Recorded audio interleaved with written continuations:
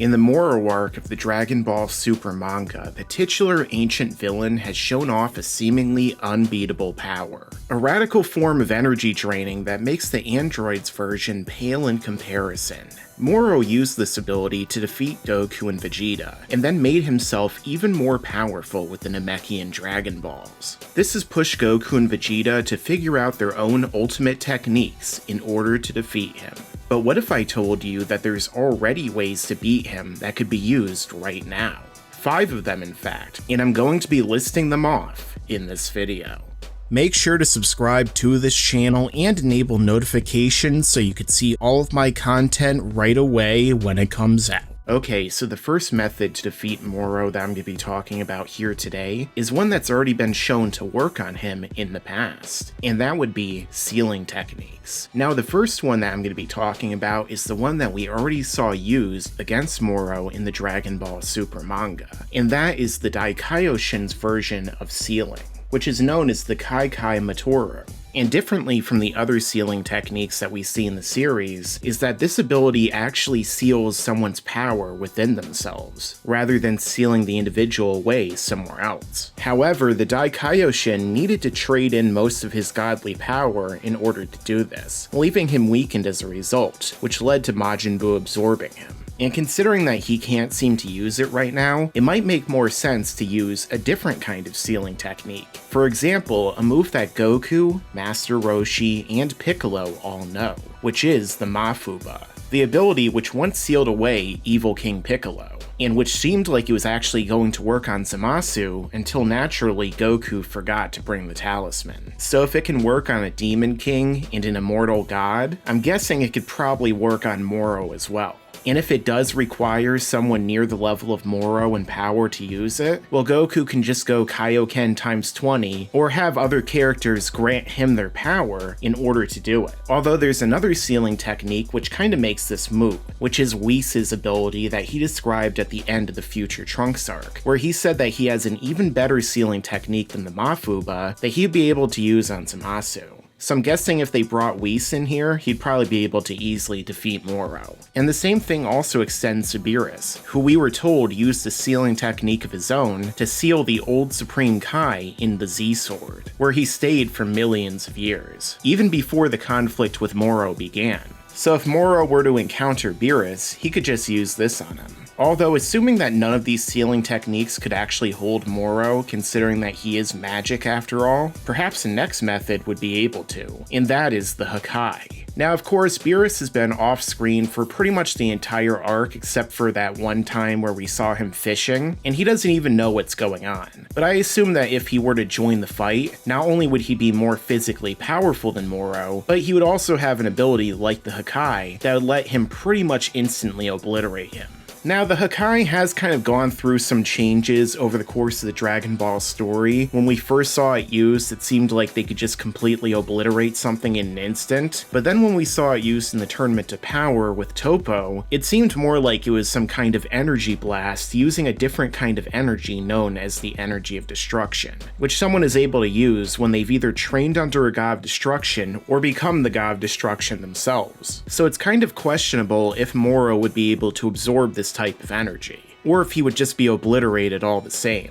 And even if Beerus doesn't step into the fight, there's also Goku, who we saw in the Dragon Ball Super manga version of the fight against Zamasu, also knows the ability of the Hawkeye. Although it's a question of how he could have even seen that ability in the first place, considering that he never saw Beerus destroy Zamasu on screen in the manga version. But either way, if Goku used this, it might yield the same result that would happen if Beerus did. The next method once again goes back to Buu, and that would be Majin Buu's power to absorb. Now, as we've seen, Majin Buu has been able to absorb pretty much everyone he's tried against, regardless of if they were immortal, a god, or had way more power than he did. So it's entirely possible that he'd be able to absorb Moro as well. The only things working against him here are the fact that number 1, Moro is magic, so he might be able to somehow nullify this absorption, kind of like what happened with Vegeta when he put up a force field and wasn't absorbed by Super Buu.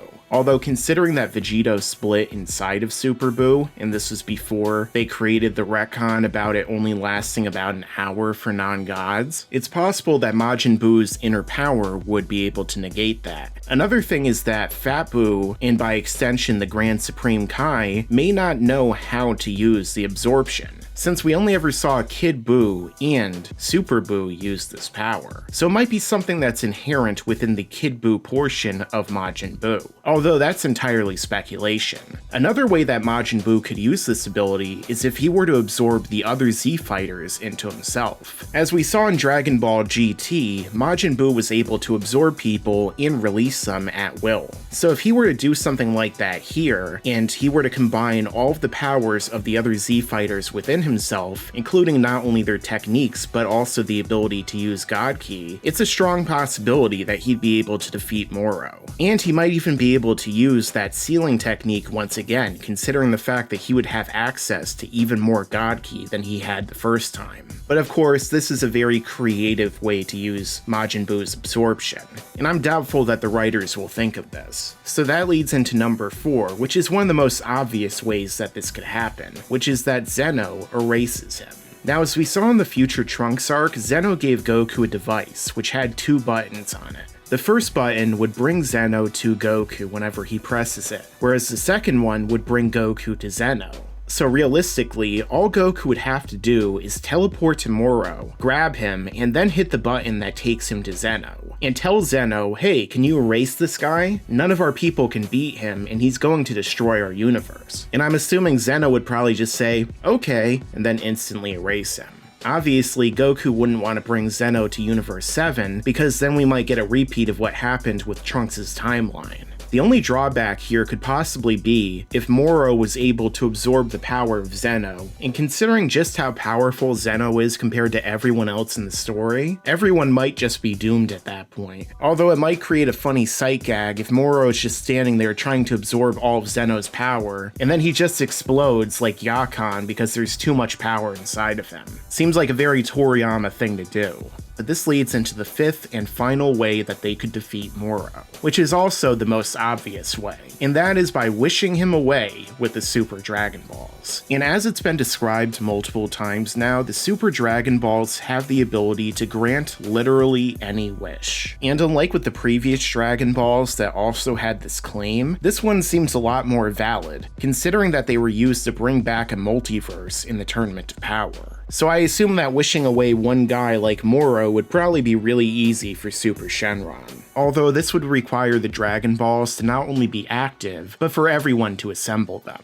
But considering just how quickly they assembled them for the Tournament of Power, I'm sure that they could do this pretty easily if they wanted to. But even though the characters in this story have pretty much their own easy button with the Super Dragon Balls, I highly doubt that they're ever going to end an arc this way. Because even though it's the most logical and obvious way to do it, the characters in the story usually act pretty much any other way than that. Alright guys, so these have been 5 ways to defeat Moro in Dragon Ball Super. Now I'm sure that there's other ways that they could use to defeat him in this story, such as some kind of advanced battlefield removal, like Garlic Jr.'s Dead Zone, or perhaps something like Piccolo's Close Beam, where he could materialize an outfit on Moro that weighs more than a neutron star, and then it would be kinda hard for him to do anything at that point. Kind of like what Thor did to Loki using Mjolnir at the end of the first Thor movie. But obviously that's not very likely to happen. So that's where I turn it over to you guys. If you can think of any other ways, let me know in the comments down below.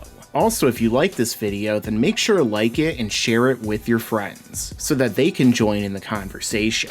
And if you're new to this channel, then make sure to subscribe and enable notifications, so that you can see all of my videos and community posts right away when they come out. And make sure to stick around, because there's a lot more to come in the future.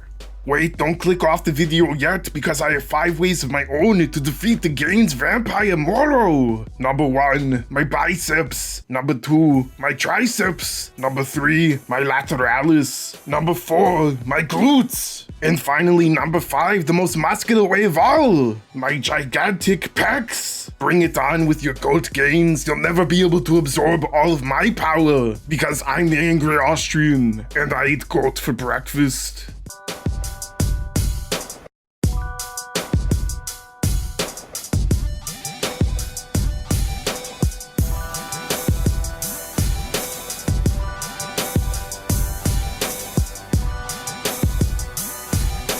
Yeah, and you better subscribe.